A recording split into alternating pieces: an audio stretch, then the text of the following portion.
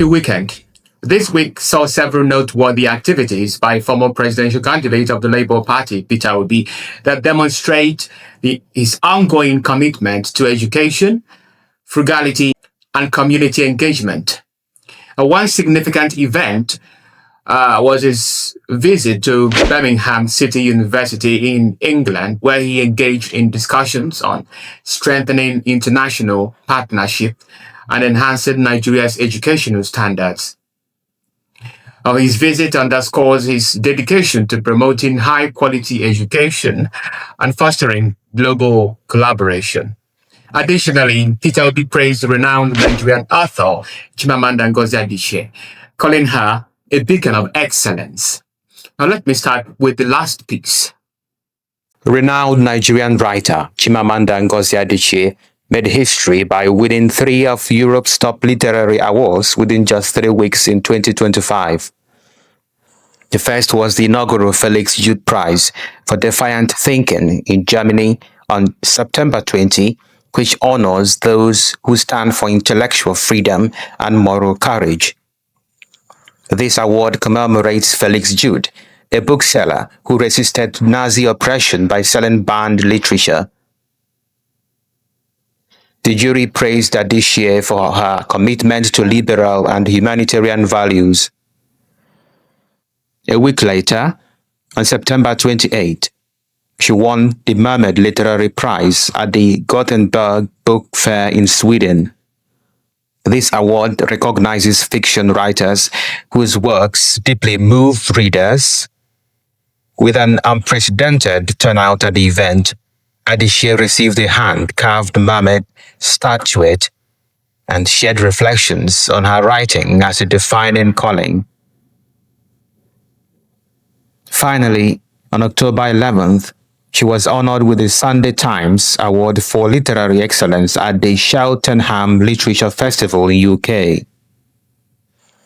This Lifetime Achievement Award celebrates her entire writing career, placing her among legendary authors like Margaret Atwood and Salman Rushdie.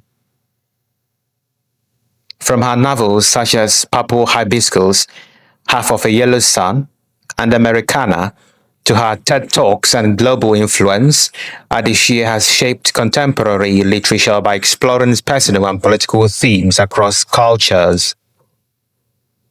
These 3 awards highlight her role as a leading literary voice and a symbol of courage, empathy, and creative insight. On Saturday, Peter Obi made a tweet praising Amanda's ingenuity in literature. Obi wrote, "Celebrating Chimamanda Ngozi Adichie, a beacon of excellence, I heartily congratulate our globally celebrated literary icon, Chimamanda Ngozi Adichie, for once again bringing immense pride to our nation through her recent international recognitions, including the prestigious Mermaid Award in Sweden, Felix Jude Prize in Germany, and the Women's Prize for Fiction, winner of winners in the United Kingdom for the most outstanding book. Through your voice, words, and brilliance, you continue to inspire millions across the world, especially the younger generation, to believe in their dreams, reminding us that excellence, integrity, and hard work remain the true measures of success. I wish you continued success and strength as you keep representing our nation with grace, intellect, and truth. Congratulations, Odeluwa. We are proud of you." End of quote. Now, moving forward, integrity, empathy, and human development must be the core of leadership if Nigeria is to restore its dignity. Peter Obi emphasized this during his keynote address at the 8th Annual Conference of the University of Nigeria Alumni Association in Birmingham, United Kingdom. Speaking on the theme, Restoring the Dignity of Man through Building an Equitable, Inclusive, and Compassionate Society, Obi highlighted the country's leadership failures as the root of its problems. He pointed to the collapse of vital sectors like education and health, the rise in out-of-school children, and the weakening of the rule of law. Obi urged its leaders to lead with integrity and compassion and called on citizens to vote for competent and honest individuals.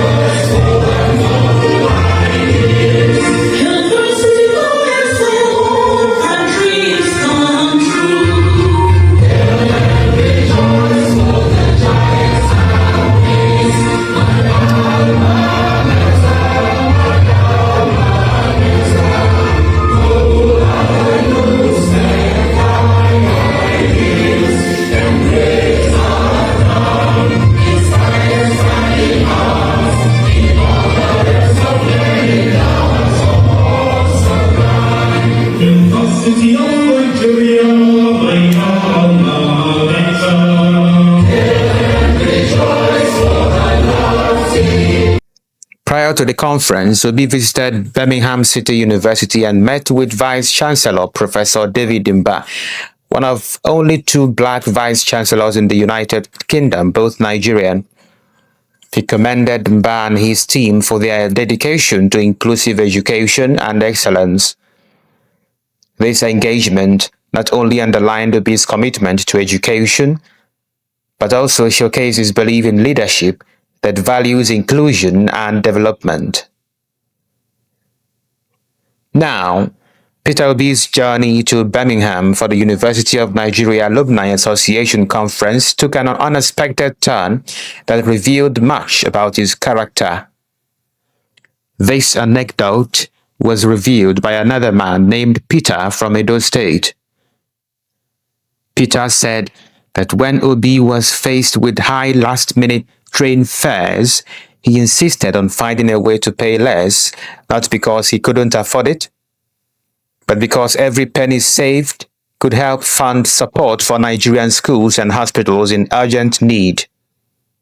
This determination led Obi to Paddington Station, where a Nigerian stranger, excited to meet him despite never having done so before, shared that he believed Obi was speaking truth and hope to Nigerians. Obi's focus on wise resource use and his commitment to national development made a lasting impression. As he arrived in Birmingham, ready to deliver the keynote speech, this moment symbolized his dedication to practical leadership aimed at making real change. He showed that leadership is not just about grand speeches, but also about small acts that reflect care for the nation's future. You're watching what is trending on DDM TV. For more on this, do not hesitate to hit the like button, make your comments, share this video, and subscribe to DDM TV. I am Tochku Raphael. Have a nice day.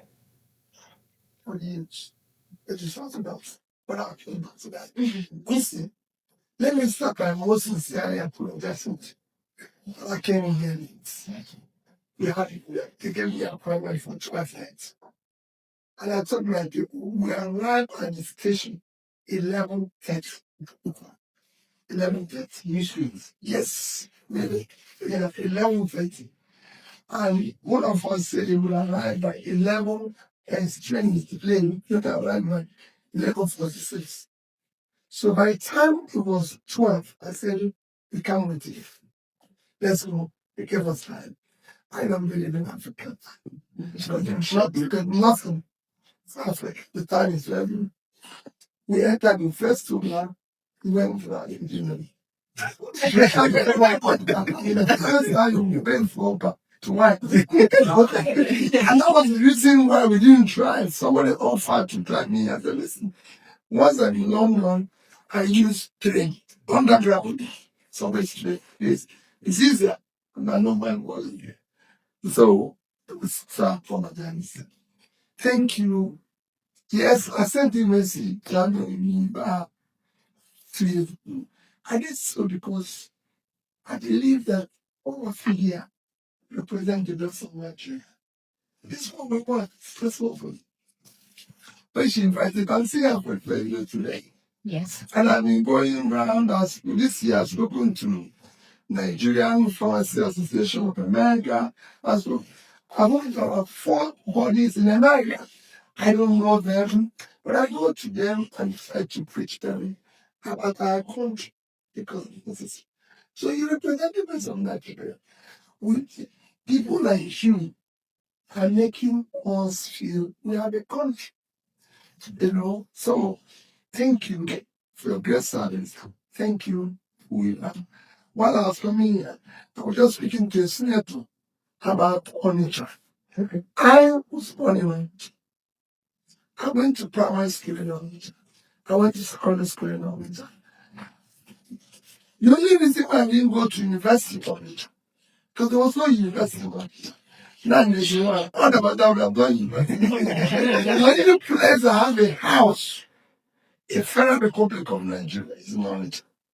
Because after being governor, I told him, I can't live outside the state. I go.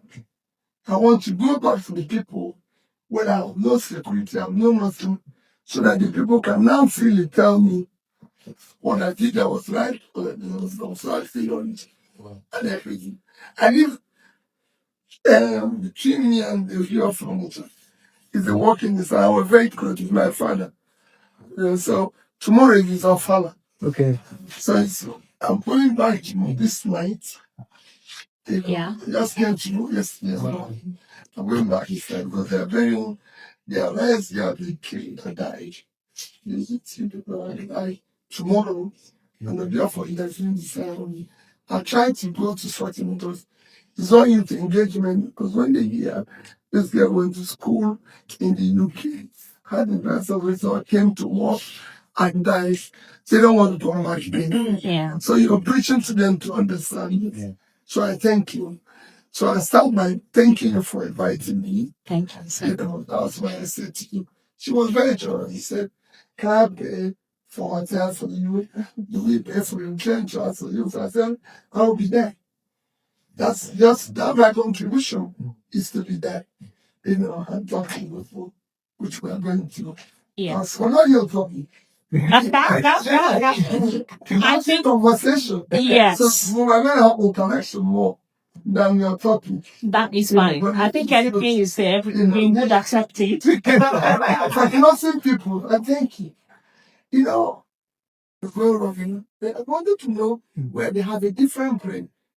So because of the language read by CJ and say, why were you in Oxford, Cambridge, Harvard, Columbia, in Seattle? Nothing. It was me using my money to go to London School of Economics.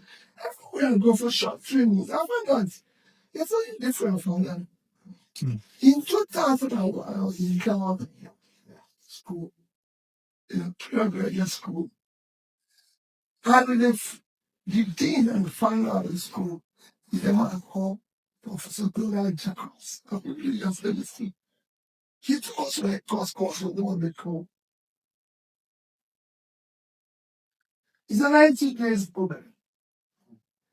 4 programs is in 5. For 10 days, he didn't send me. 8, 9 days, the day before the program, I knew we were bad. Because we've been teaching this on 1957, the entire Chicago, CEOs of McDonald's, this, all of them came to listen to him. And I raised my hand and I said, Dean Jacob, you said you're teaching all economy, but you are not saying anything about Africa. He looked at me and said, do you want to know? I said, yes, I do. So when I here, said, tomorrow, I'll tell you. So the next day is the last day. He from me and looked at me and said, yeah, this you want to know about Africa? I said, yes. Said, they don't thought Africa will come on. Nobody wants you in Africa. Do you have a plan, 5-year plan in your country? 10-year plan, 20-year plan, 20-year plan. Of course, with a flash card, I will see what, but I believe there might be some person. I said, yes. Said he would like to see it. And I can look at this If you let me start with cars, they're different. Asian spec, God spec, European spec, American spec, American African spec. I said, well, because